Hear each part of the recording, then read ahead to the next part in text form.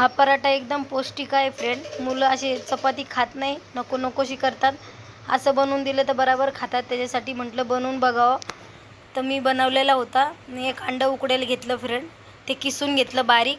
त्याच्यामध्ये मी एक कांदा कट केला, थोडी कोथिंबीर टाकली, थोडी धनिया पावडर टाकली, थोडा कांदा लसूण मसाला, मिरची पावडर, हळद आणि मीठ टाकून ते बेटर सगळं मिक्स केलं आणि चपाती नॉर्मल चपातीसारखी चपाती लाटून घेतली फ्रेंड. आणि जे बेटर तयार केलं ते चौकून पसरून घेतलं आणि त्याचे राऊंड शेप बनवून सगळं राऊंड राऊंड करून घेतलं आणि 2 भाग केले. तुम्हाला एक बनवायचं तर एक बनवू शकता. म्हणलं छोटे छोटे बनवून बघावं. छोटे छोटे बनवले. मुलं असे छोटे केले तर आवडीने खातात खूप. माझे मुलं तर खातात. चला, माझ्या मुलांनी खूप आवडीने खाल्ले फ्रेंड. म्हटलं तुमच्याबरोबर ही रेसिपी शेअर करावे. तुम्ही पण बनवून बघा फ्रेंड. चला, आता आमचे रेडी झालेत. तुम्ही पण बनवा, आम्ही बनवून खातो. आणि सबस्क्रायबर करून जा फ्रेंड.